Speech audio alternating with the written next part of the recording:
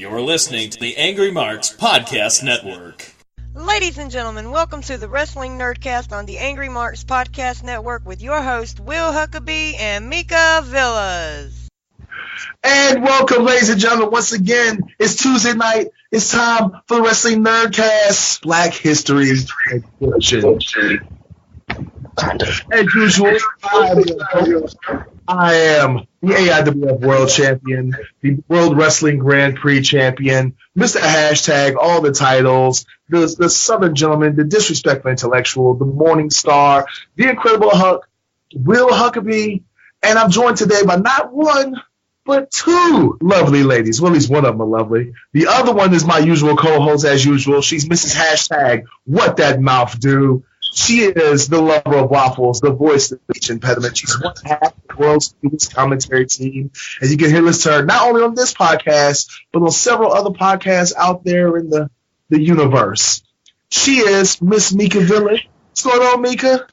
What's up, guys and girls? Let's not talk about me right now. Let's talk about our guest. Exactly, because, ladies and gentlemen, back for a second time. She's so awesome. She's so nice. We had to bring her back twice. She's here to talk about all things black, ladies and gentlemen. She's one half of Team Spam. Right now, her tag team partner is tearing it up in Japan as we speak. She is the better half of one WWE 205 Live star that we don't need to mention because he's not that important. You know what I'm saying? She's a mother. She's a fighter. She is a military veteran, and she is a pro wrestler. Here to talk about all things black, our guest, Miss Ariel Monroe. What up, girl? Hey, how y'all doing? Doing good. So what you got for us tonight, girl? Just too much blackness for this podcast, ladies and gentlemen. Just way too much. Pause. What happened, Ariel? CW, let's get her back. Come on. Was my intro that good? All right, let's try that again. Are you still up here, Ariel? Yeah, I'm still here. I was trying to figure out what the hell happened. So what do you want to talk to us about first of all, girl? Come on. How was your Black History Month? It was really good. Like, really good. Like, I had a whole slew of debuts this month, man. It was like the Lord himself was like, you know what, let's put Big Swole everywhere this month for the culture. And yeah, that's what happened. Like, I debuted at Fest, debuted at Ronin, debuted at Girl Fight. It was a good ass month for me. Word. Speaking of debuts, the debut of one, I guess you could say the biggest Marvel movie of recent memory. You know what I'm saying? We saw you do the salute earlier, the Wakanda salute. Have you seen the movie yet? Let's go ahead and talk about Black Panther.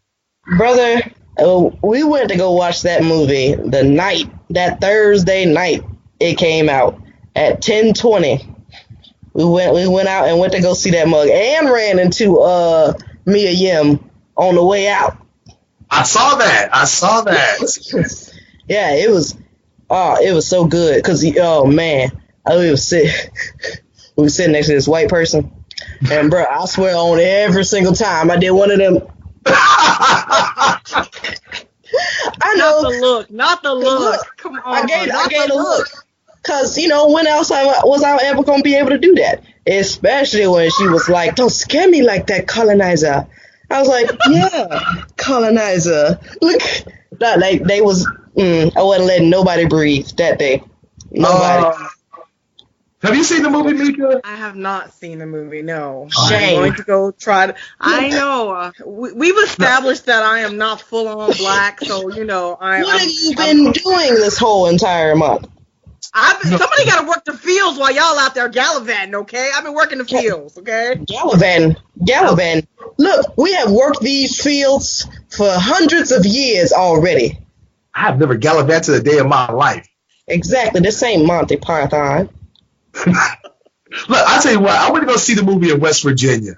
Yes, in West Virginia. I seen it this Saturday. I seen it that Saturday at noon. I was like, I'm black people in West Virginia? If you listen to me, I'll tell you the story. I went in West Virginia at noon, Ariel. So I'm like, oh, it's noon. It's a matinee show. like, everybody's still drunk from Friday night, whatever the case may be. Yeah. I had the theater to myself. No, the movie started at 12:30. I got there at 12 o'clock. You know what I'm saying? Because I'm like, I want to get my good seat in the at the back, in the middle, so I can see the whole screen. You get what I'm saying? And about 12:22, it was like the doors bursted open and they let everybody out of Harlem into West Virginia, because I didn't even realize. I knew there was black people in West Virginia, in between like Princeton and Huntington and stuff, and maybe Morganton. There's black people, but this was more black people than I've ever seen in West Virginia. It was like all the black people came to this movie theater. Here's how black this movie theater was. After the movie theater, it started raining and snowing at the same time.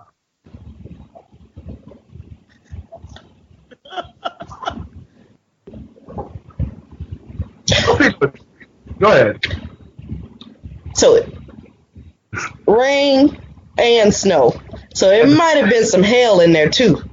Oh, that was like 5 miles down the road. It was snowing and icing. In the span of like the from 12 o'clock when the movie 12:30 to 12 o'clock when I got there when the movie started to about 3:30 when I left the movie theater, it went from like 60 degrees and sunny to cloudy, rain, and snow. Oh, black people don't like snow. No.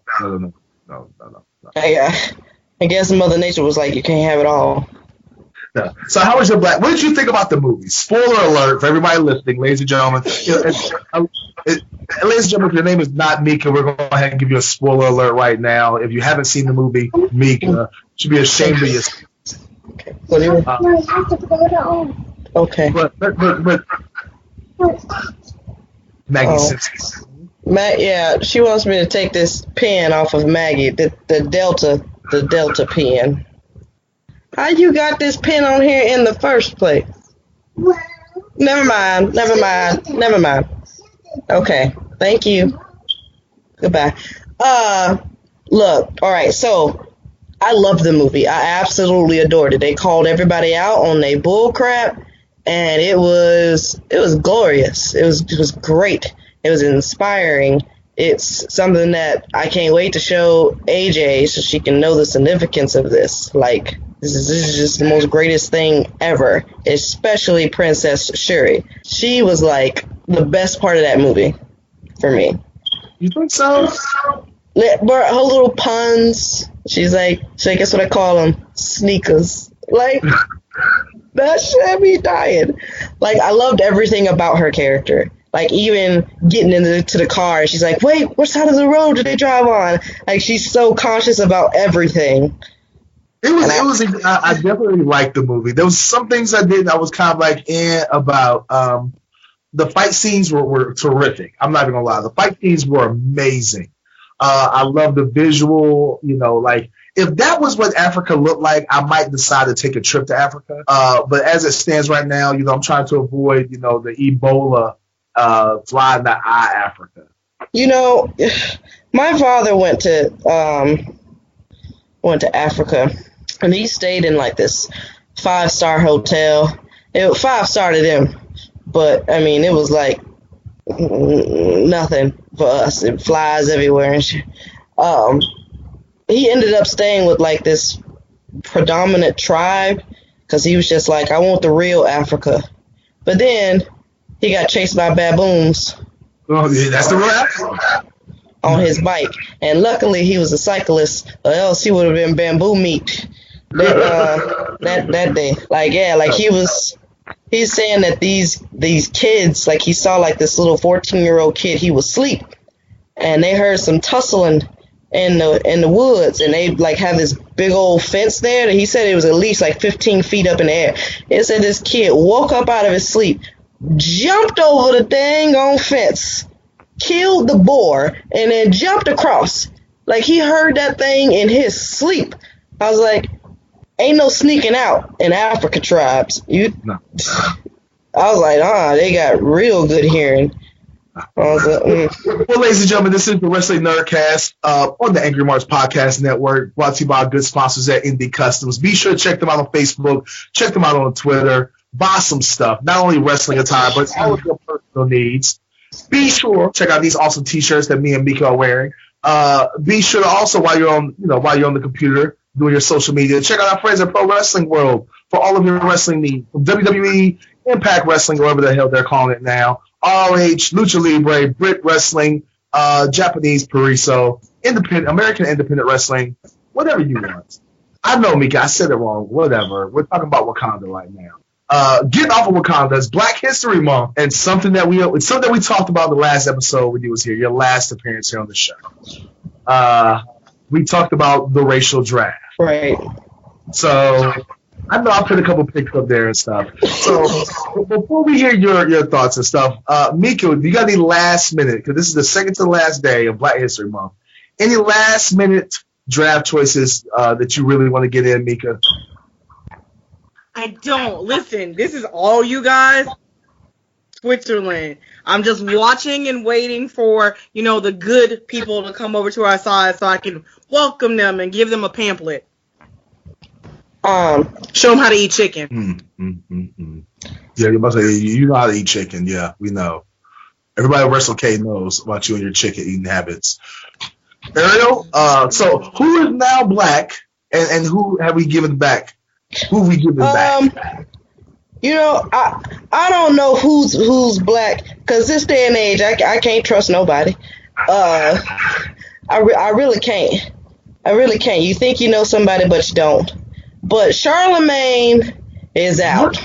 What? Not Charlemagne the God. First of all, who calls himself the God? Everybody know that's blasphemy in the black community. Come on, he's a 5%er. Come on now. I don't care what he is. He gone. Oh. He's got to go.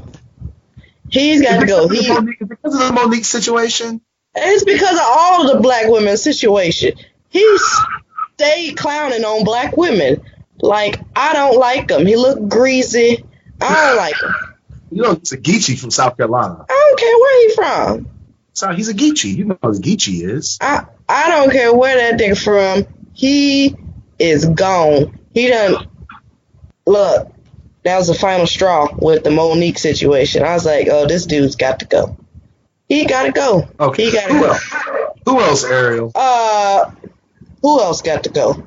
I don't know if we traded Ben Carson, but he got to go too. Because that whole dining room situation, that don't make no damn sense. Why you taking $31,000 of the HUD money? These folks need their money for a dining room set. You better sleep on that damn dining room set. You better do all your festivities. You better roll the best damn blunt on that damn dining room set.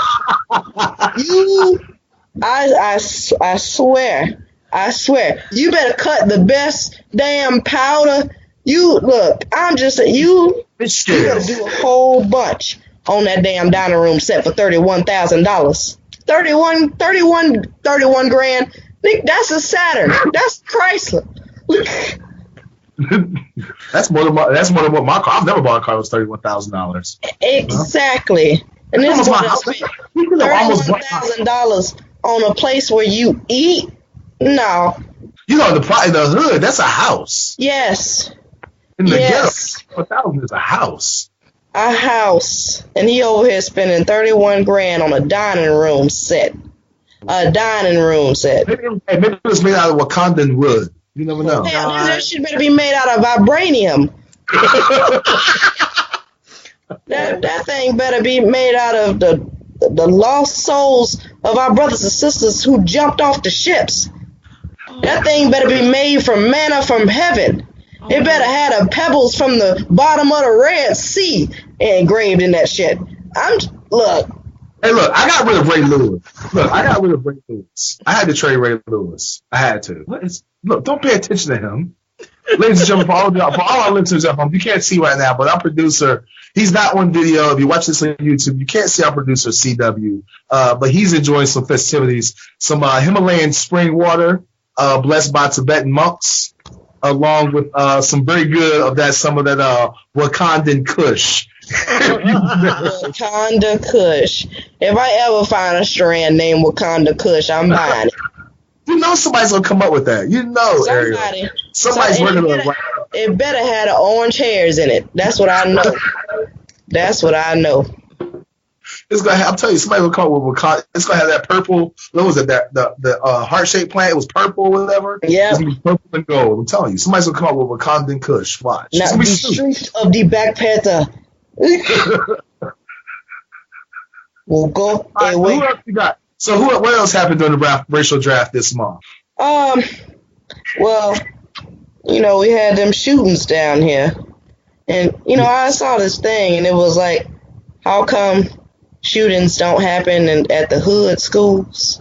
And my first initial reaction was, because we don't play that shit. Let somebody come up in somebody's school with a weapon. All the kids go already strapped. I mean, like with, once again, like the school shooting is bad, but yeah, like you have shootings in inner city schools because people go through. We don't like each other. We just don't know. Yeah, right. Yeah. And it's afterwards. They lost if you won, but it's over. And I don't know why these other kids be going to the extreme. I'm like, why you kill somebody? Ain't no cop after that. So, I guess we got the real. We got yeah, that's it. The security guard. What's the security guard? He's if he's gonna run away. Like, so they get her in the same and then he to hide like the next one got out. Yes, they did hide that. Like, they can't work that close to the military. Well, hell, they wouldn't have never that far. Oh, look, see, go again. Bullshit. Look, us Air Force can shoot too. Okay, all right. I believe if you run the chair. Oh my God. Look, go again. First of all, whole boys right. I ain't gonna lie, but I worked a lot. Cause one, I was black. Two, I was small. This is that small hands fit inside the engine stuff. We're gonna what else happened? No, you get this homie straight stuff. I'll shoot my boy. I'm funny. I don't. So, let's go about all things that happened to black. Is we had Black Panther, we had the black children. We're talking about the black school shooting and stuff because Carson. I'm also. You talk about I'm also. She's on from the black area. What have to do with the news thing? Northwest, Chicago town? Her name is Chicago. Yeah. At least that's what I read.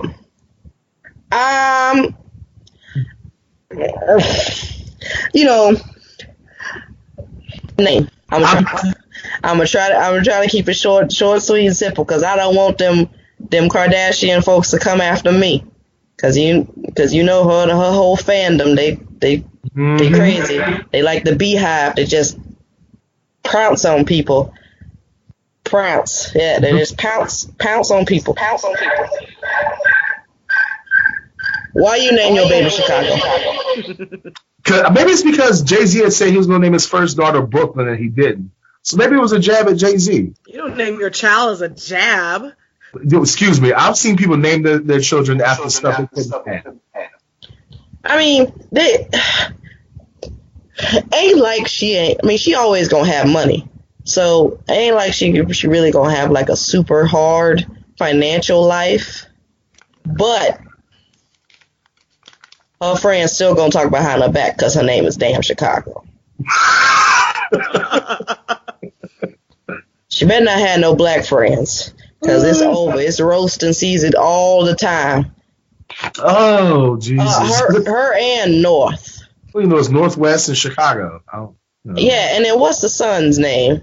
I thought they got 3. I thought they had 2. I don't know. I think I read that they had 3 kids. No, I think they only got 2. They got North and then they got Chicago. Well, I thought they had a son too. No, I think you're talking about the sister Kylie or Chloe. No. Hold on. No. Or whatever Bruce's name. I could have swore that girl's name. Saint. That's his name. Saint. Go. Saint West? Yeah, do it for Lil Saint. Yeah. Exactly. The look on your face. A saint. You know what? I can't say anything. I have a son named Amir, so he's never gonna be able to fly on him. He's never gonna be able to ride on a plane. So, he's always gonna get checked. He's always gonna get pulled to the side. As soon as they see his name, Amir, can you step to the side? Yeah, he's always gonna get the random screenings. Oh gosh. Same Huckabee. He's still gonna get the random screening. So Amir, yeah, come up here, please. Look. the front of the line. He's gonna notice this all his life. This is just gonna be his calling card. Right here. He know that whenever he sees this, that means come hither, Amir, come hither. It ain't for nobody else but Amir. Just come, my child, come. Why you doing that? Before we let you go and stuff, what else do you want to talk to us about? Well, what is your final thoughts about this year's Black History Month? Thumbs up, thumbs down. Well, we ended Black History. I thought we were gonna end Black History Month on a good note, but then Safari had to win. What's his name? I call him Safari. Oh, look, I wasn't gonna bring that up. I wasn't gonna bring up that or the. I gotta bring it up. I gotta bring it up for all the men out there. This is for all the men out there. You see, because all these women keep saying how it is just inappropriate and disrespectful to be sending dick pics. But as soon as Safari puts his man meat out there to the world, they're like, girl, you seen Safari. Girl, you seen that picture, that video. Oh, my God. I need a man like that. First of all, you got men like that. They in your inboxes and DMs every dang on day, but you don't want to give them no play. Remember that, Mika, receiver of all things unsolicited? There could be a Safari in your inbox right now. Now, please, that is not an invitation for anybody to come towards me. That's not. Well, what about Black China? Did you see the Black China tape? She needs to work up on her skills. First of all, she over here licking like just.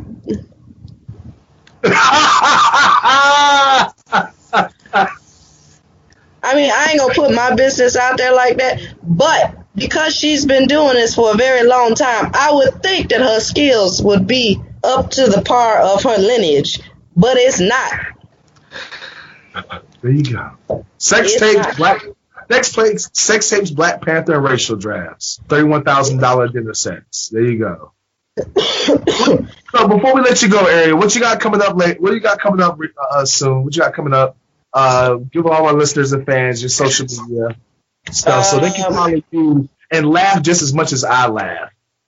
I'm on Twitter at Ariel Monroe. That's AerielMonroe. And at Instagram is at Ariel_Monroe. And Facebook is just Ariel Monroe. Next week, I am going to New York for the first time with Shine Wrestling. I have a match against Kiera Hogan, finally. Oh. Yeah, so, we're gonna set it off. So y'all made what day is that? That's a Saturday on the 10th. Oh, so I saw probably see you up there. I'm gonna be up there in New York for Battle Club Pro. Oh, really? See, yeah, boom. It's funny, I was just talking to Tessa, because Tessa's gonna be up there too in Staten Island or whatever. And I'm like, oh girl, we're gonna hang out. We're gonna do it. We're gonna do it big. We're gonna go to restaurants and stuff. Are you gonna be in New Orleans for WrestleMania? There's a bear shit in the woods. I'm just making sure. Look, then make sure that you pay attention to the podcast, because we're gonna have like our exclusive 120 ounce like Bourbon Street Wrestling Nerdcast cups. Well, yes, you can count me in on all them cups, all them ounces. I'm gonna be there. If you need Big Swole at your event, let me know at MonroeArielPro@gmail.com, because the player will have her license and stuff. Yes. So yeah, I'll definitely be there, because my honey's gonna be there. Yeah. So I'm gonna need some tickets. I'm gonna need the homie discount some tickets and stuff. I need you to look out for the homie discount. Well, give me a prep plan. I'll put you on my list of people. You can be number 3, because I know he said he wanted his. I don't think his mama gonna come, but if his mama or George South don't take this extra ticket, then I can just give it to you. Word! Bye. I'm going to say bye to you, Mika. I'll see you. Now you just gotta pray that they don't come. But yeah, I got Shine coming up that weekend, and then I got Girl Fight down in Panama City. So apparently, I guess it's at the same place that Razor Ramon got thrown into the pool at. I can't remember. Yeah, I can't remember what it's called. He got thrown by Big Show. I remember that. Yeah. So that's gonna. It was Bash at the Beach, yeah. Yeah, Bash at the Beach. You right. And then, of course, it just got announced the weekend of the 14th in April, the week after Mania weekend at Rise in Chicago. I'm teaming up with Lil Swole, Nicole Savoy for the tag team Awakening. So it's Swole family versus Raylan and Karen Marie. Okay. So, you know, I'm out here making moves. Words. Well, look, try my best. I'm gonna get up with you this weekend and stuff. We can go out, grab a drink or whatever. You know what I'm saying? Mika doesn't realize, but Wakanda salute. You know what I'm saying? Wakanda forever. Wakanda forever. Where did Mika go? Mika's right there. Yeah, I can see it. I'm here. I'm listening to all this. I'm taking notes. I'm taking black notes. Yeah, she can't come to the cookout just yet. She has to take a test to come to the cookout. You can get a plate to go. All right, Ariel, we will catch you later. That's all I need is this whole plate. Thanks for being a guest of the show. We'll talk to you later, all right? All right, one love, man. Y'all be easy. Bam. Bye. Ladies and gentlemen, once again, this is the Wrestling Nerdcast on the AngryMarks Podcast Network. That was our guest. Actually, the first of a doubleheader for today because we have another guest. This show's gonna be crazy, but we'll be right back with a word from our sponsors with guest number 2, and trust and believe it's going to be lit. Indie Custom sponsored athlete Amber Young works with her local YMCA and A Place to Dream, building beds for children in low-income families. A Place to Dream is a program that the family YMCA of Greater Augusta is doing. The CSRA has many wonderful social services agencies helping low-income families obtain housing, but few help these families turn their housing into functional homes. Consequently, residents are forced to sleep on the floor, air mattresses, sofas, or crowded into a bed with other family members. Recent studies link poor sleep with cognitive, physical, and even behavioral health issues. People who do not get enough quality sleep have poor concentration, weaker immune systems, and an increased risk of obesity, diabetes, hypertension, and heart disease. Research has found that children with proper bedding sleep an average of 20 minutes more each night than children who have unfavorable sleeping arrangements. That's more than 2 hours per week. The Family YMCA staff and volunteers are going into these low-income housing authorities and building the beds, making the beds, and just getting to know the families, all for the children. We currently have done 3 different days and delivered over 120 plus beds for the children. Please remember, shirts are only $20 and all proceeds will go to A Place to Dream. Make sure to send your payments to www.paypal.me/indiecustoms and remember to include your sizes and your addresses plus $3 for shipping. And thank you. And ladies and gentlemen, we're back. Once again, this is the Wrestling Nerdcast on the Angry Marks Podcast Network. As usual, I'm your host, Mr. Hashtag All the Titles, joined by my lovely co-host, Mika Villas. As usual, once again, podcast is our sponsor.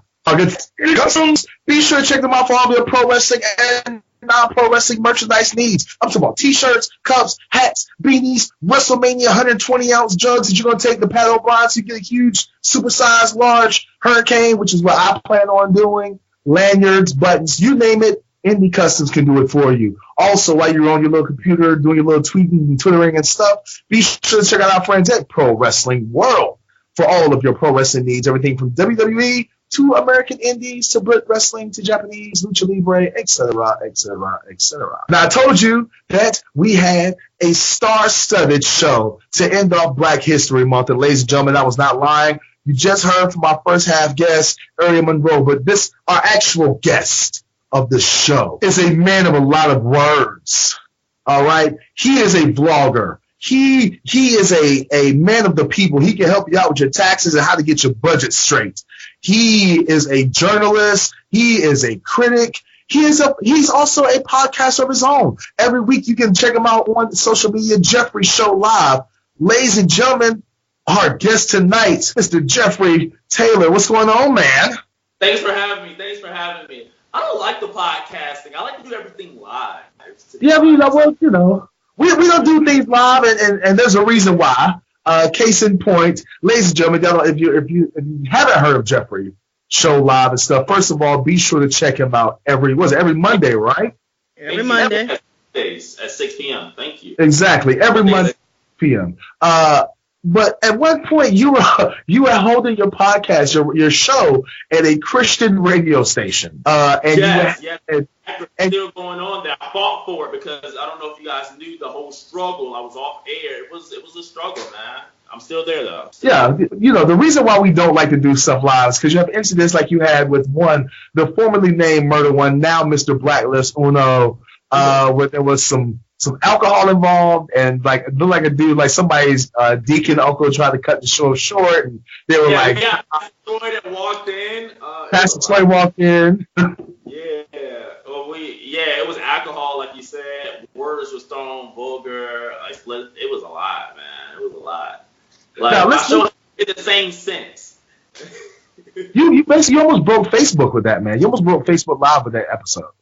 Man, I'm so grateful for Adrian Armour. Adrian Armour is the man behind it. We had a talk after your UIW match with him. He said, let's connect. And I was kind of like, I'm like always like, everybody wants to be on the show. So I'm kind of like, it's kind of like, okay. So that's how it started. After your match, which I really enjoyed, by the way, the Falls Count Anywhere match at the game. But that's how that was the night it started. He's like, I want to be on the show. Saying, oh, okay, and now that's what it blew up to be. Now I want to go ahead and ask you some questions before I pass it on to Mika and stuff, because you're not only a wrestling fan and you do podcasts with just wrestlers and stuff, but you go to concerts and everything else. Like, so you're a vlogger, period. How did that start? How did you get into like recording your adventures? Small city, Americus, Georgia. I don't know if anybody's heard of that. Americus, Georgia, small city, about 10K people. I was never able to go to concerts. So that's how that came about when you see the blog at the concert. I was never able to go to concerts. I was able to go to wrestling shows in Fort Valley. A lot of people, I don't know if people are familiar with Fort Valley. Fort Valley wrestling shows came to Americus, Georgia, and that's all I had, to be honest. Columbus, Georgia, eventually, but so I got my degree in broadcasting journalism, so it's not just out of nowhere. I studied this for 4 years and got in debt for it. I moved to Atlanta because that's the land of opportunities, in my opinion. That's what I was growing up on. I see it now. I moved to Atlanta and I got depressed. That's what you're going to hear in my speeches all the time. I got depressed. I was intimidated. So my first year here, 2016, I didn't do nothing. I don't know if I can curse, but I really want to say that. Yeah, you can curse. You can curse. I didn't do shit. I didn't do shit at all. At the end of 2016, I said that I didn't move here to pay bills, and that's it. Because that's all I was doing in 2016. I didn't move here to pay bills. So as in the end of 2016, I started to change my mind. I'm gonna end it right here. Is that I was, and what I tell anybody, what do I like doing, and how can I make money from it? I love wrestling. How can I make money from it? And that's where the blogging came from, and I'm making money from it now. So there from what I'm doing. So advertising. So that's basically what happened. I changed my mind thinking of what do I love to do. So a lot of people would be like, where did the concerts come from? I didn't have it growing up. I didn't have wrestling growing up live. I love it. I'm making money from it. So that's how it came about. I mean, it can go deeper and deeper, but that's kind of how it started. Well, you have a very, I'm going to tell you what, I'll be honest with you and stuff, man. You have a very unique style. A lot of people who cover wrestling and cover other events and stuff, they're very, run of the mill. And if you've seen one, you've seen them all. And you bring a very hip hop aspect. It seems like you do these vlogs and you do these reviews and stuff for the culture. And ladies and gentlemen, don't get me wrong, you do everything from hip hop concerts to pop and R&B and stuff, you know what I'm saying? But you have a very unique style. Do you feel like you represent the hip hop culture, being in Atlanta, being a young black male, I'm assuming you was raised on hip hop and stuff. Do you feel like that you do this for the culture, or that you're a representative of the culture? Yeah. No disrespect to anyone, but what I tried to interview. Who did I interview? I interviewed Conscious King. And Mika, I believe he was there if I'm not mistaken, while I was asking these questions, but I really wanted to dissect his mind on being in I really want to get people's mind going of African Americans don't get the praise that I feel like they deserve, and even in the independent scenes. And I appreciate the Caucasian talent. But at the same time, I just really felt like it wasn't appreciated and stood out. And at the same time, in order to do that, you can't be biased with it. So I experienced that it wasn't a challenge, but I experienced that. I was kind of like, I can't just not acknowledge Austin Theory, because in one of my first reviews, it was AC Mack, which a lot of people know. I did everything with AC Mack in terms of review. I can't not talk about Austin Theory in the same, but I felt like the opposing side wasn't doing the same. They can build Austin Theory, but they don't talk about AC Mack. Just two of my examples to where I was going on. I think that it's important. I've been raised on that since the beginning, because if we really want to be honest, how I connected to that is that I'm from Americus, a small city, 10K. It was racist.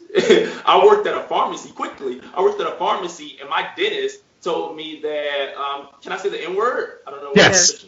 We've had blacklists on the show.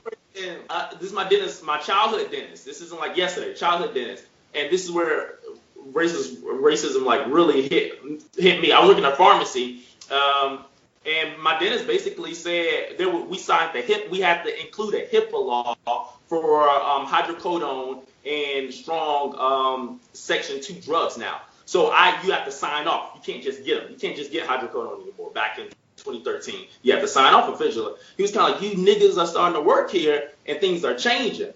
And after that, I was kind of like, I see your perspective. Wow. So I got to do something for me in a sense. And I mean, it's all love with anyone, but I definitely saw from that day that when I got into this industry, you definitely see me reaching out to the conscious king hearers opposed to anyone else. But of course, shit, Day was on the show.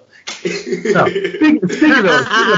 speaking of people that's been on your show, we're going to go ahead and turn it over to Mika and stuff, because she's kind of like your unofficial co-host. I feel like, I've introduced the world to Mika, and now she's everywhere and stuff. But I'm going to pass over to Mika. I appreciate you. Good golly. Yeah, I'm not an unofficial co-host. I'm just there for the water. That's the only reason I show up, other than the fact that your show is freaking fantastic. So, let's talk about, you talked about racism. You touched about kind of doing it for the culture. Let's kind of move into a slightly personal aspect, because you and I, we talk on a constant, on a regular. And I want to talk about how it is to be a young black male and to try to put yourself out there as a brand, about how you're reacted or people react to you, because you're coming out and you're doing a whole lot. Like you wear many hats, and while you're out there vlogging and talking about wrestling, going to shows and what have you, you're also trying to establish yourself as a brand in itself. And that, I know, just from our talks or what have you, you get a lot of different reactions to that. Can you talk about how people are coming and either supporting you or kind of like pushing you, or trying to push you aside, but you're not going nowhere? Yeah, I had this conversation actually today. I'm always working. I'm out here on the West Coast right now. I had this conversation today, and people don't like change, for one, and people don't like anything that's different to them. So from what I've experienced, yes. Yeah, are you naked? No. Okay. Oh, that's a different place. No, but seriously, people don't like things that are different. So the people that came at me from an oppressing viewpoint, I think that I have nothing but love for them. I don't do negativity. We talk about that personally, but seriously, I don't do negativity. So anyone that's came to my direct messages, anyone that's approached me or anything, is that I look at it as those two views. It's a change is occurring, like I said, the culture, hip hop reviews, in a sense, the style is different. In my opinion, that's important. You have to do something that's different. Like when people was talking about podcasts and everything, I try to stay away from podcasts because everybody's doing it. I want my things to be live.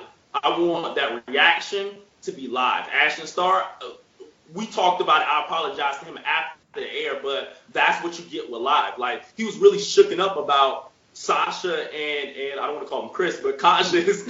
My yacht and Chris. It was kind of like, bruh, like they really just took away 20 minutes of my time. And so I think that anything's different and change is what people experience. But I kind of forgot the question. I kind of still got how do people take it in a negative way, but because that's what I've really been experiencing sometimes. But I don't think of them as trying to tear me down or because they can't. But I think that in the sense of it's just introducing them to something different and to change, because a lot of people get introduced to a new move or a new set or new interest music. Sometimes, even with Huckabee, for example, a new song, Uptown Fuck You, oh, it's different.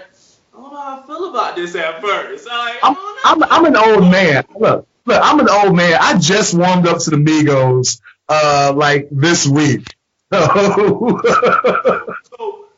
So that's I feel like basically my answer in closing to it is that it has a lot to do with your mindset. You have to prepare your mindset for a lot of things. People think that it's cliche, but you have to prepare your mindset for anything. Like, you gonna make money off of this? Like, start moving towards that direction. You want people to love it? Start making sure they love it. Like, before the end of my messages, I was kind of like, I appreciate you for giving me feedback. And a lot of wrestlers did that with my reviews at the time. They'd be like, I didn't agree with that, or I didn't, but thank you at the end of it. And I think that's important. Like, just appreciating what the content is, in a sense. So just having a positive aspect, transforming your mind. All right. Speaking of important and speaking about doing a lot, and again, I want to stay a little bit personal. I want our listeners to get to know you like I know you. Okay. in a sense. Tell us a little bit about I want you to kind of touch upon the fact that you quit a job to do this.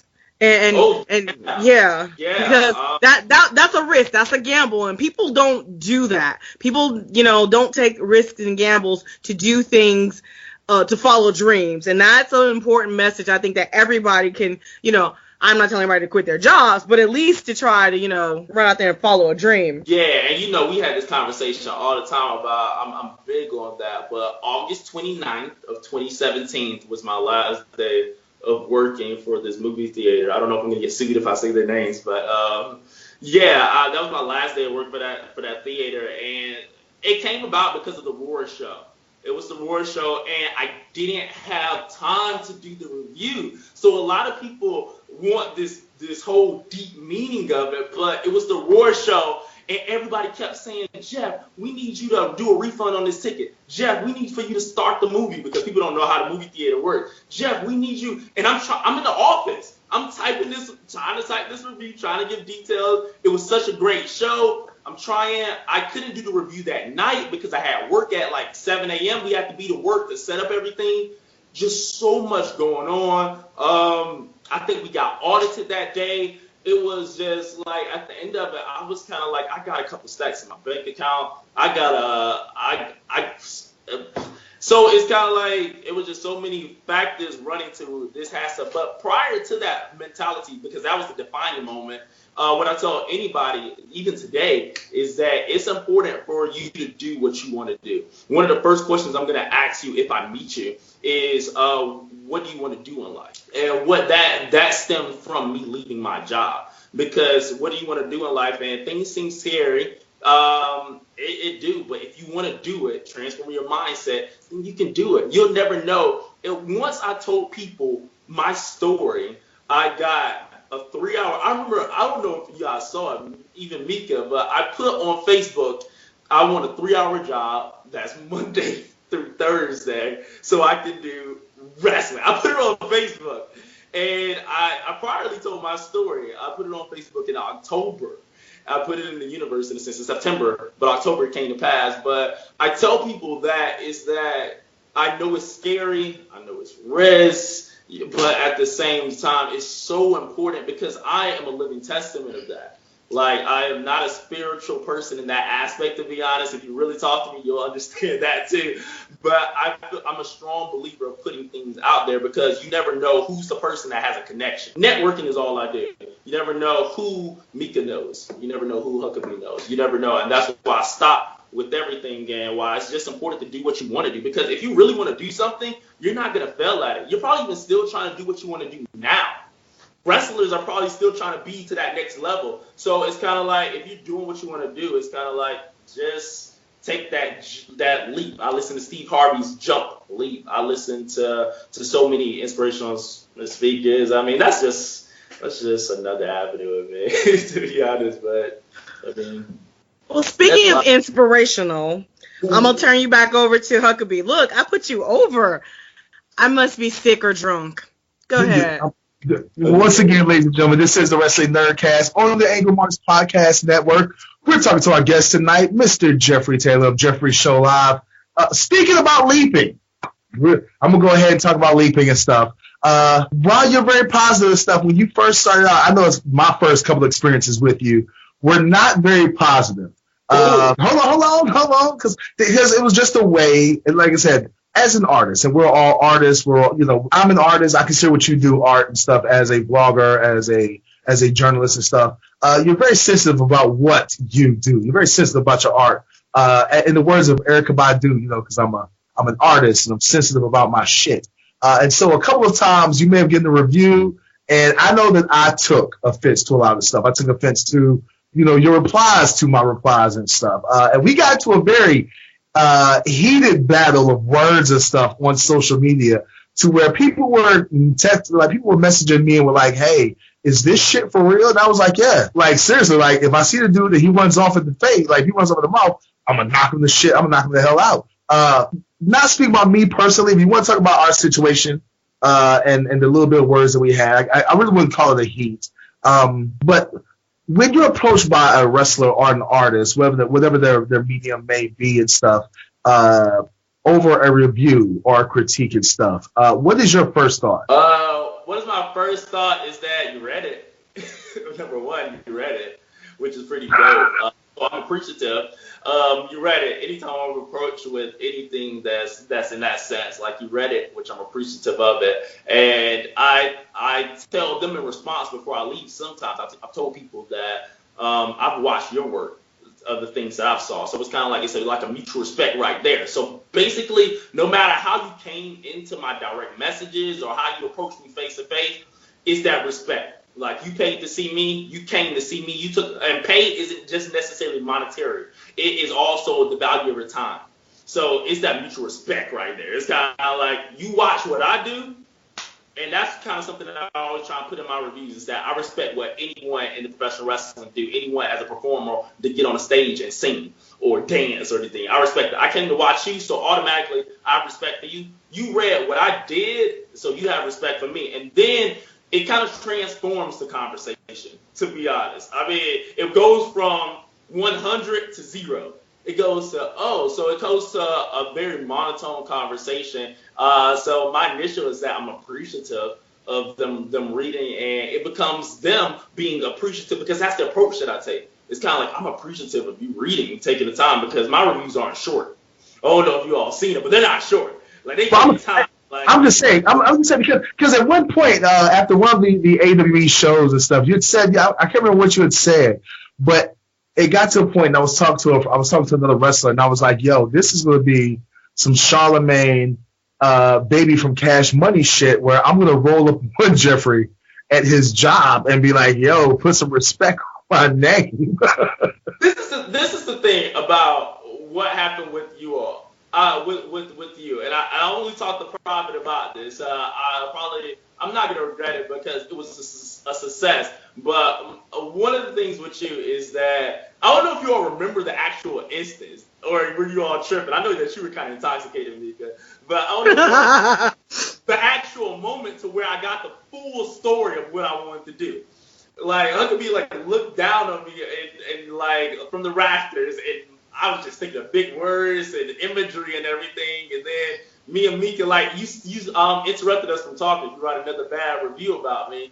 And then all of a sudden, like that, if people look at that video that I dropped, it was really rock inspired. Like I was watching a lot of 2000 rock. I was watching that to sleep. I was waking up to that. I was watching a lot of WWF. And so everything went to me like, if you look at my posture, what I'm saying, it was really rock all the way. It's kind of like, man, you made one of the sweet things, but it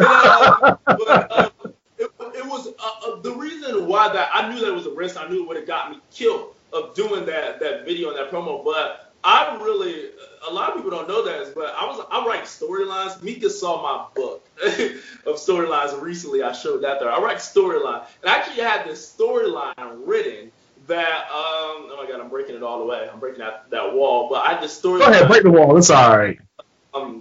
I had the storyline written that me and you would go back and forth. But my thing is that I want it to be so authentic. I want it to be so real that you wouldn't even know. Like, I wanted, and I was just wanted, and I knew that it was a risk, but I feel like in this industry you have to do it. I feel like my money messed up. What I was gonna do is I started talking to Murder at the time of being like a protege or somebody up under him, and to learn things and to get enough respect to get into a program with you that would have elevated you to be this. You was already over. You was already, if nobody know me, he was already popular. He was already baby face. People like enjoying no matter how you want to take it. I wanted to be more of a bad guy, and I felt like I wanted to be that guy that elevated you into the heavyweight title scene, and I was starting to, then my money got messed up, which nobody's going to know what's going on with me regardless. If you guys look at that time frame of when it happened, it looked like nothing had happened to me. I quit my job to become a professional wrestler, and nothing had happened in professional wrestling. Like, I'm just not starting to train with the school in a sense. So it's kind of like that whole thing was quiet. Like, what happened, Jeff? I worked so hard to where people forgot about that in a sense, but I actually had this idea when I was talking to Murder at the time on Blacklist about running this program that was good, because I felt like AWE was lacking a heavyweight title scene. A challenger. Who's going to be next to challenger? Like, they was doing some super shit with CB Suave.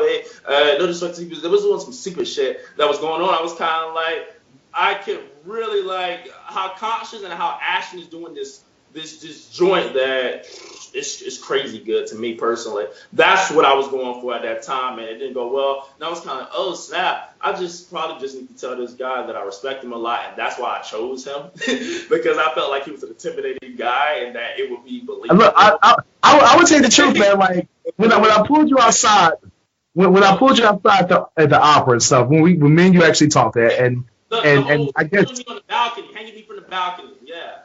I did not hang you from the balcony.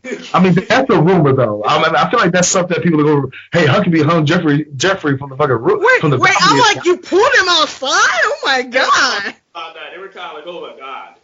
Well, no, and the reason why I pulled you outside is because I knew you were a very young journalist. You know, I knew you was new to the journalism game. I still respected everything that you did, and I looked at it as like, this kid has the potential to be the Stuart Scott of wrestling journalists or vloggers and stuff, because we don't really have that. There's no young people, whether black or white or Hispanic, whatever, that really speaks that language and stuff. I'm in my mid-30s. Mika, she's almost 50, so we don't speak to the young culture like you do. And I felt like you had the ability to speak to the kids who are between the ages of 16 to 24 and a language that they would understand, which is why I pulled you to the side. My last question before I hand it back to Mika again is, what is your intended audience? When you do these videos, when you do these reviews, when you do these vlogs and these music concerts, what is your intended audience? Who are you trying to reach? I know it's going to sound cliche, but everyone.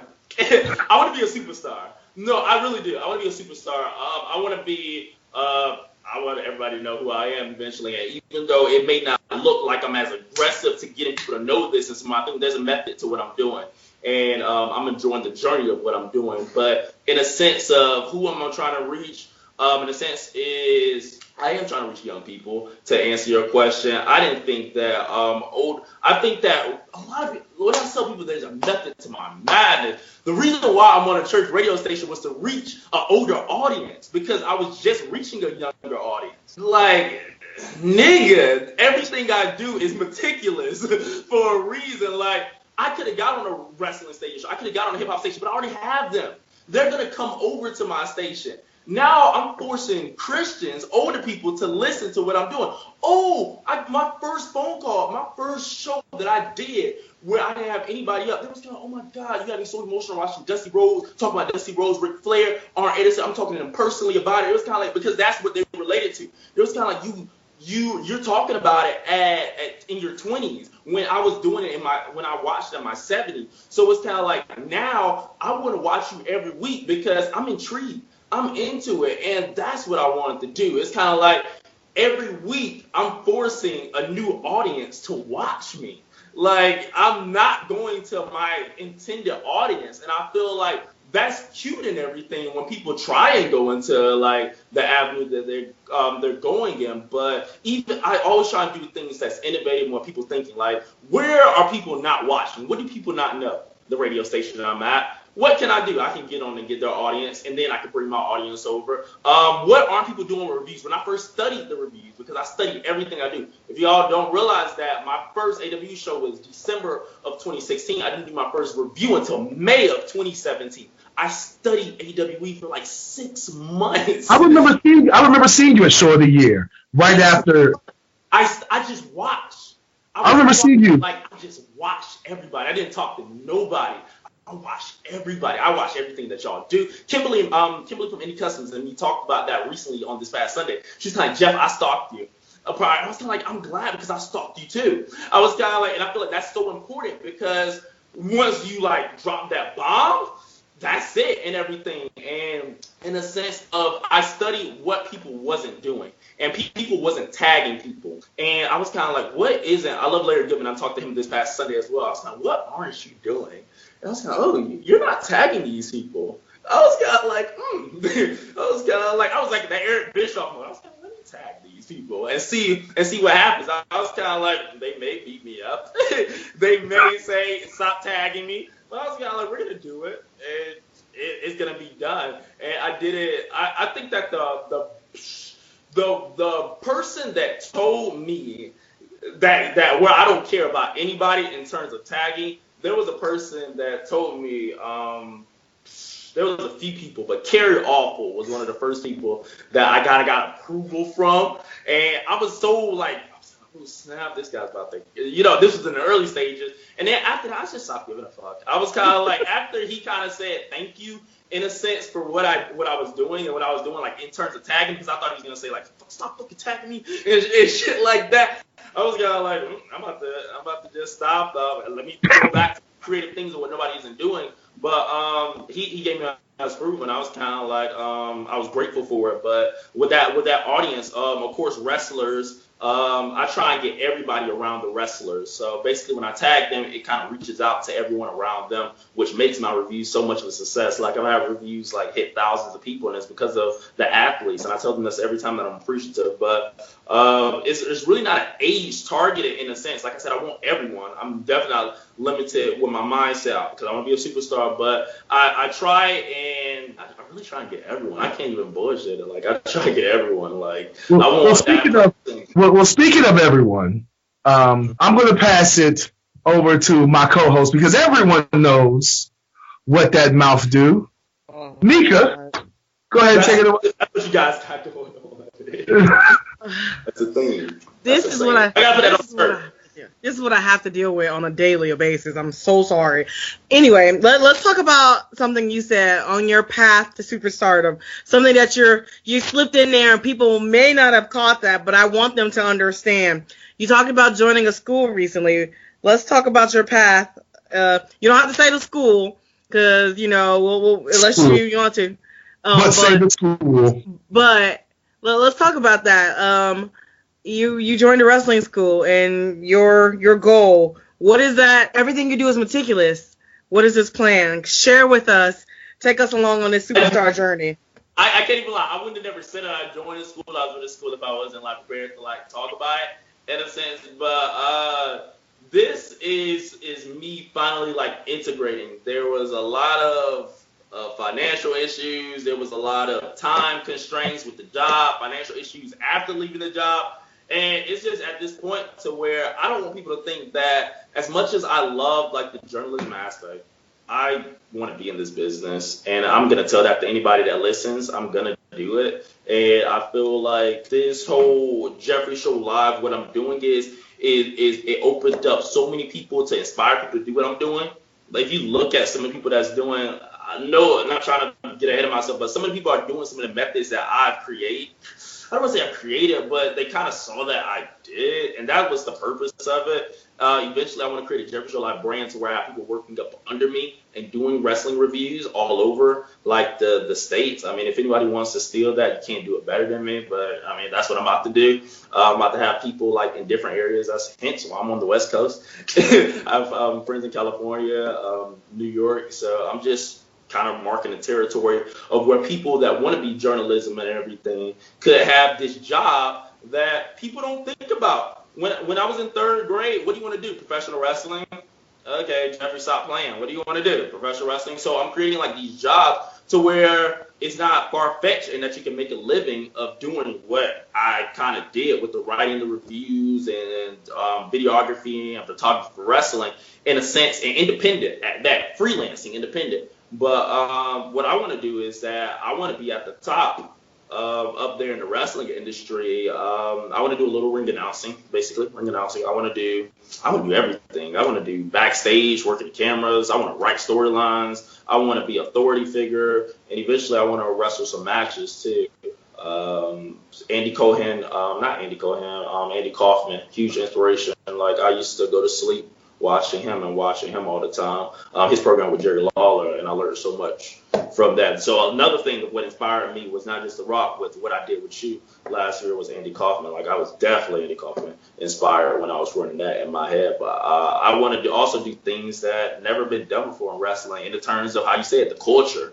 Not just a saying. It's kind of like I want to integrate something that people, a lingo, a thing that, like, not like Crime Time. I respect Crime Time. The new guys that I'm seeing in NXT, love them, respect them, but I feel like I'm similar on that journey of trying to show that somebody like myself can make it, that we can do it, we can be successful, and it's just a lot that I think that this school is going to teach me what I need to know. It's going to teach me respect because I'm always down to learn. There's a lot of things that I need to learn to respect, like even with approaching these men. Sometimes I feel uncomfortable. I've talked to you about being in these athletes' areas. They're going to teach me about respect. That's why I'm going. They're going to teach me terminology that I need to know, that I won't know. So I'm just grateful that that's really why I'm going to the school. It's kind of like I have what I have, but I still need to learn. I still need to learn how to respect people. I still need to learn how to the terminology and everything I do. So that's really why I'm excited about going to this school because they're going to teach me a lot, in my opinion. And networking. I feel like they're going to introduce me to a lot of people. More networking. So here's a small, slight, real personal question. Okay. What give us a typical day because you're always working. When do you have time for any play or personal time? Does Jeffrey Show Live kick back and relax? With somebody special, or is it all that? It's funny because you guys hung out with me Saturday because I received a lot of heat from that live show on Saturday. I don't know if you guys heard about it or saw about it. I received a lot of heat from that. Even Ashton Starr thought he's kind of like, I did not fuck Jeffrey on my radio station. I did not fuck Jeffrey. I just want to let you know. I was like, okay, but my point of bringing that up is that everything becomes about work. In a sense, it's basically I got a monetary value. Oh my God, this sounds bad. I'm making money off of you, Mika. But I got a monetary value from that Saturday by going live because everybody wants advertising. Everybody, it's based off the numbers. But when do I have time for myself? Basically, if you're not seeing me, I can't say that because I'm always working. I mean, it happens. You know, we've talked about it. I definitely want to be in a relationship. I want to build an empire. With someone, like I do, like I do. So I definitely try and date.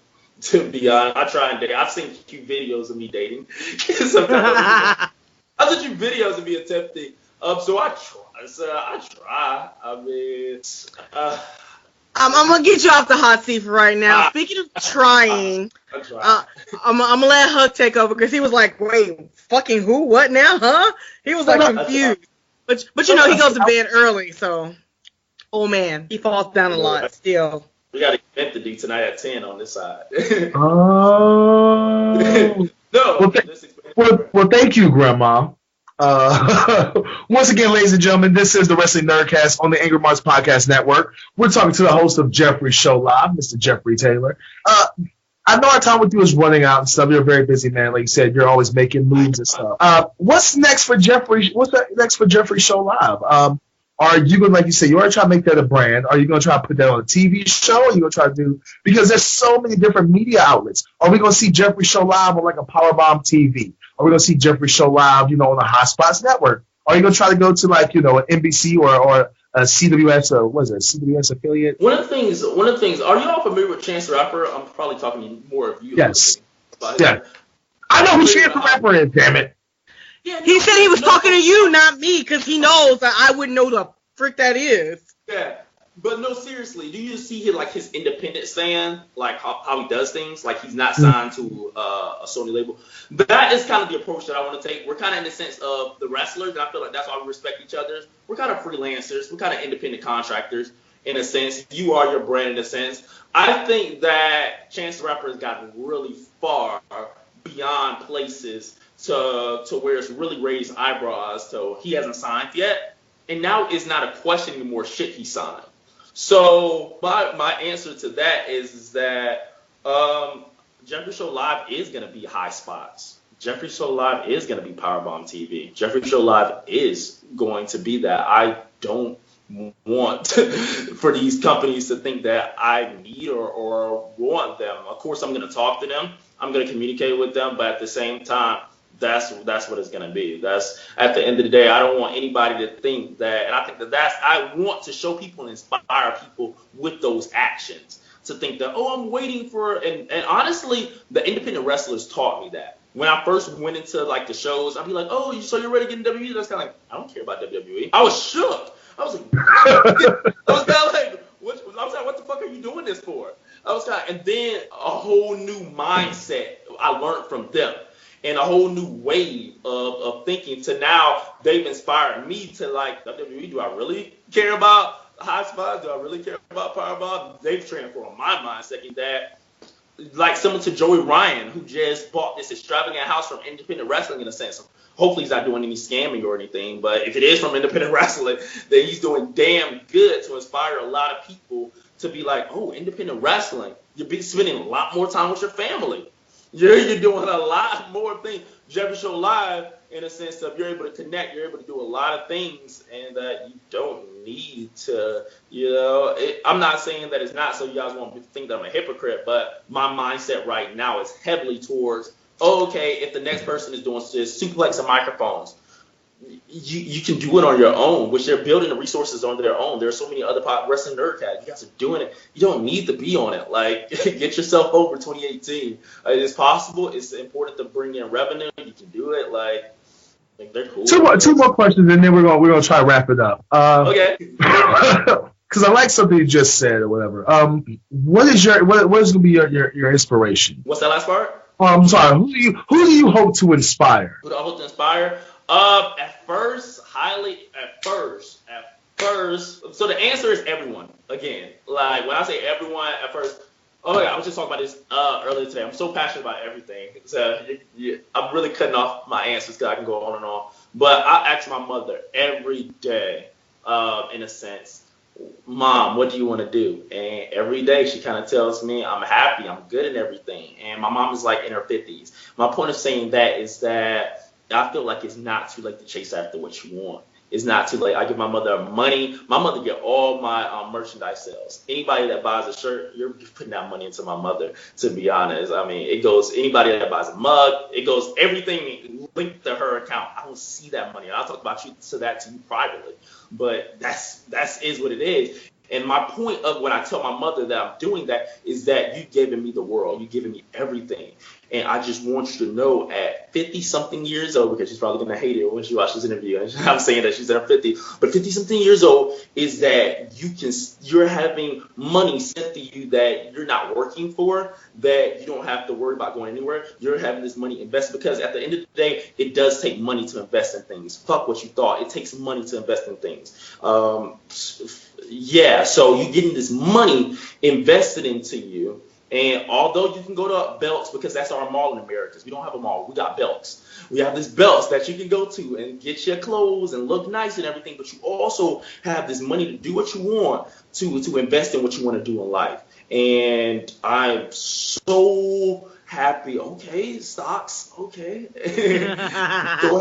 I'm so happy that she's starting to think now. It's not gonna happen tomorrow, probably. It's not gonna talk. It didn't happen today, but her mind is constantly thinking that I have somebody that believes in me. I have someone that's thinking about me. I have somebody that's investing in me. Similar to shows, I have somebody that's investing their money in me. And at the end of the day, I could, and her mind is starting to think, maybe I like designing clothes. Maybe I like helping people, and I'm going to open up a nonprofit organization. Someone said Habitat for Humanity. Her mind is starting. She's like, what do you think about Habitat for, caretaking? And you see the caretaking industry, how people put people in nursing homes, and you see how they abuse it once corporations get into it. What if I start up something on the side where I can't help the whole world right now, but what if I help Americas, the people that don't care about them, the people that don't have family, when unfortunate events happen to where they lose their parents, or that I'm a caretaker and I can set up a business for them. But originally, it started off with younger people that was in college. That, if you all remember back to that 2016 year where I didn't do shit, where I didn't know what was going on with my life, I fucked up. That happens when you graduate college and you're in debt and you put out there to work. You go from partying to now you got real bills. So that was originally the intake of my inspirations. And then I started learning that there was more out there, and that I don't have to be a small-minded person or just one niche or anything, because that's what fucks you up. I don't give a fuck if anybody's listening to this. That's what's going to fuck you up if you're trying to have a niche or anything. But reach out to everybody. I talk to everybody. I'm trying to learn different languages right now, to be honest, as we speak. Like, once I get back, I have classes to learn how to speak French heavily. So and that costs money. Invest in yourself. Money. I don't stop trying to demean money. Like, you have to invest in yourself if you want to do something like I'm doing. But at first it was younger college students my age, African Americans, of course, men, everything. Fuck that. I want women. I want Caucasians. I want Mexicans, Hispanics. I want everybody. I want older people. Christian network. So many people get inspired. It's like, oh my God, so inspired and everything. I was like, yes, and I take time to talk to them, and it's important. So everyone. All right, last question, and then we'll let you get your shit in, as they say in wrestling terminology. So, because this whole interview, you've been talking about inspiration and motivating people, but one of the things that the underlying topic in this whole entire interview was social media, and your social media presence and stuff. Obviously, you have a huge social media presence. I have a huge social media presence. Mika, of course, she does, with all the unsolicited messages that she gets on a daily basis. Her second account, not her main account. Yeah, her second account, not the main one. I messed up when she first got on the show, Jeffrey. I will admit, when she first became a co-host of the show, I put her main account out there for everybody. Yeah. But within 24 hours, she cussed me out. So I've never mentioned her personal account again. Matter of fact, I don't even use her personal account anymore. I don't even feel like we're friends. Anyway, we're not friends at all. When you see not only wrestlers, but you see musicians and artists and stuff misusing social media and stuff, do you ever want to just message them or walk up to them and be like, hey, look, let me help you? You are doing this so wrong. Or if you see somebody like a Leo Rush that makes a tweet and you're like, oh, man, that was so bad. Do you ever want to just grab them by the ears, like, come here, look, let me show you how it's done? There was this, I do, but I don't have the time to be honest. I mean, I don't have the time, number one. So that's the answer. I don't have the time to really, like, when I help people out, especially people that reach out to me. I respond back to anybody that's trying to start up a podcast or anything of that sort, nature, need advice. Anybody wants to know about their match personally, but in a sense of just, there was this guy, I don't know if you guys follow him, but his wife cheated on him with another wrestler, and he was going on about it for like months on social media. And if there was any time of me I saw other people reach out, but if there was any time of me and just reaching out to somebody and being like, bruh, you need to deactivate your account until you get your feelings together, that would have been the time. And for me not to reach out, I was kind of like, I'd just be like, but if anybody asks me personally, or if I have just tips, I will. But in a sense of just going out of my way, I see people like. One of the main things because I even talk to Mika about it sometimes. I just really want to like post things to what can improve their social media accounts. Like one of the things is that one of the things I respect on Mika is like making the Mika page separate. But I'm gonna stop talking about your personal account. But seriously, is that make things public. There's so many times where your videos or your posts are limited because they're not public, because you want Facebook to be a family-friendly place with just your close people. Fuck that. You trying to get over. You trying to be an independent contract. Why are you being private about your business? That's it. That's the statement. Why are you being private about your business? Would you hide McDonald's? Would you hide this? Why are you hiding yourself? Because you want to be personal. Because you don't want people to see your kids. Stop posting your fucking kids. Like these celebrities that post their toes of their babies. Stop posting your kids. Stop talking about personal stuff, because that's the thing. There's kind of, I don't want to make my joint because there's been people, musicians and wrestlers that be like, don't tag me because I don't people. I'll be like, fuck that. Like, are you a wrestler? Are you trying to have a business? Are you trying to glow up? Are you trying to be big? Or are you trying to be the same? Are you trying to get those same 300 people to see you that already know you? And now you're limited people from sharing your work. And now you're limiting yourself from reaching, like I said, a lot of people share my work. I tag people and it keeps things flowing. But there's so many wrestlers and musicians that have things tagged because they don't want you to see their mother. They don't want you to know their real age, where they live. Don't share it. Share your business and what you need to do. And that's my biggest thing. What I be wanting to tell people, like, have everything public. That's just one of many things I be wanting to tell people. But there's so many other things that I be like, stop getting personal with things and treat it like a business, like, because you need to make money. And that's probably why you're not making money from it, because you're not treating it like a business. Like, how am I able to work 3 hours a day at a job and do everything else that I'm doing is because of my business. Like, you kind of need to start. You kind of need to start transforming your mind. So that's my biggest thing, is like, make your Facebook public, make your Instagram public, make things public. Like, stop your business, and anything that you don't want personal, like, don't do it. Like Mika, don't do it. Like, don't do it. Just doing your personal stuff. Anyway, this is the time. We really enjoyed having you up here, man. I can't wait to have you back up. This is the time to get your shit in. So let all of our fans and listeners know how they can follow you, where they can watch Jeffrey's show live at, where you gonna pop up at. When's the next time you're gonna pop up at a wrestling show or at a music event, whatever the case may be? Just get all your social media stuff out. Okay, the biggest thing about Jeffrey Show Live is they spell Jeffrey Jeffrey, but it's Jeffrey. So it's Jeffrey Show Live. I respect and love all the Jeff Furries out there, but Jeffrey Show Live. Let's see. We're gonna go.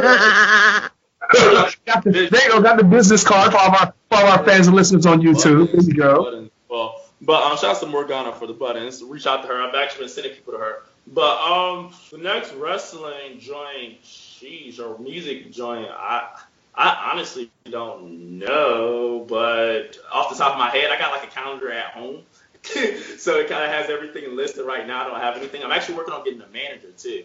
So I know, right? So I'm about to get a manager, like somebody to handle all that bookings and stuff, so I can focus on the content. But Jeffrey Show Live on literally everything. I actually have to pay to get Jeffrey Show Live with things because YouTube, somebody already had Jeffrey Show Live, so I have to pay someone money, investments. I be trying to tell people you have to spend money, but it's important for everything to be social across the board. Instagram, Twitter, Facebook, everything needs to be Jeffrey Show Live, and it is Jeffrey Show Live. So I'm grateful for that. The shows is Mondays at 6 p.m. Eastern time. It's live. It's going to be, just check out Jeffrey Show Live, and I'm pretty sure that you'll see a stream. So Jeffrey Show Live, it'll be streamed on Mondays at 6 p.m. Eastern. And really, that's all I have, to be honest. Everything else kind of stuff out. well, thank you once again for being a guest on the show, man, like closing out our Black History Month. Just as a little jab to Mika and stuff, did you see Black Panther? I did. I just watched it today for the first time today. You should have took Mika with you. It was amazing. I was crying. It was amazing. You should have took Mika with you. She still hasn't seen it, but I will watch it with you again. I need to watch it again because I know I'm missing things. So I would definitely take you. Date night. There we go. Date night. Thank you. I appreciate. Make sure to bring chicken for her. Thank you for being the guest of the show, man. Hopefully we can have you come back up in a couple of months. As usual, you know what I'm saying? We'll see you down the road, all right? All right. We wish you all the best. Thank you. Nice. Mika. Yes. Mr. Jeffrey Show Live. Jeffrey Show Live. Big Swole. Big Swole. Big Swole. Oh, sorry. This has been a pretty long, for us, this has been a pretty long podcast. It was like 2 great interviews. We've actually gone like an hour and a half, you know. Oh my gosh. But that's how we wanted to end, that's how we wanted to end Black History Month with a bang, man. I think we did it. What do you think? We did it, Adrian! Oh, wait, sorry. You're not Adrian. Hold on. Blessed by Tibetan monks. It's just lemonade, okay? It's just lemonade. Oh, okay. Blessed by Tibetan monks.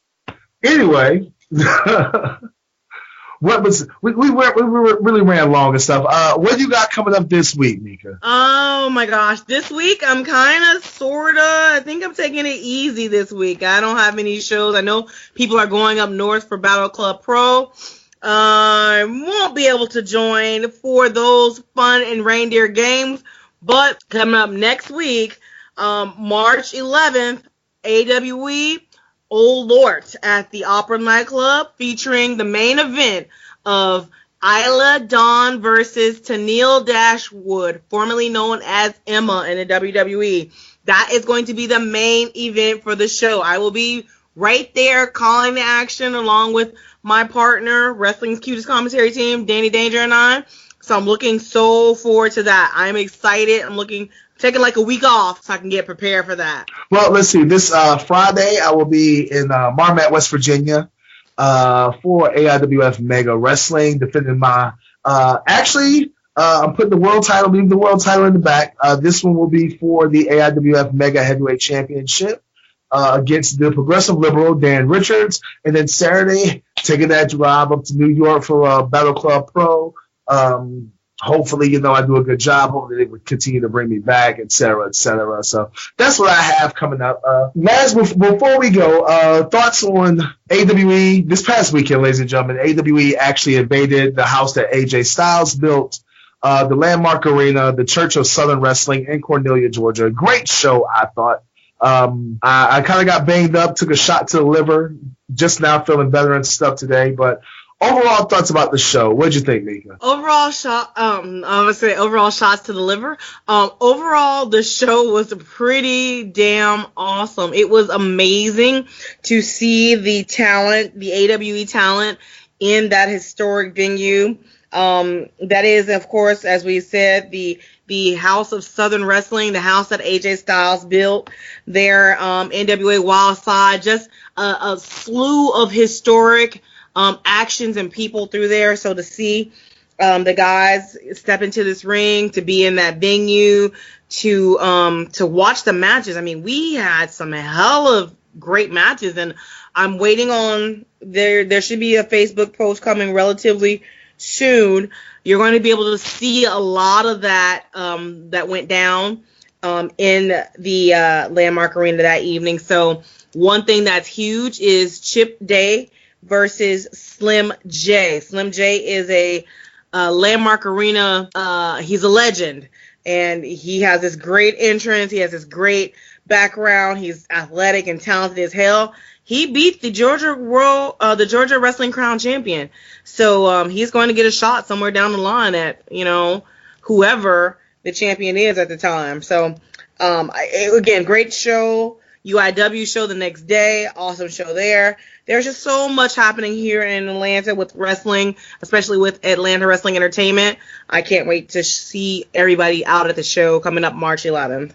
That's right. Well, there it goes. I'm going to go ahead and wrap it up. Ladies and gentlemen, this has been the Wrestling Nerdcast on the Angry Marks Podcast Network, sponsored by Indie Customs. Check out our cool shirts. Go get you one in any color, any size, et cetera, et cetera. Also, send thank you to our good friends at Pro Wrestling World. So, on behalf of Mika Villas, on behalf of CW, on behalf of all our friends and co-workers, podcasts all around the internet, I am Mr. Hashtag All the Titles, the Incredible Hulk, Will Huckabee, saying peace out and support indie wrestling. Bye-bye. You're listening to the Angry Marks Podcast Network.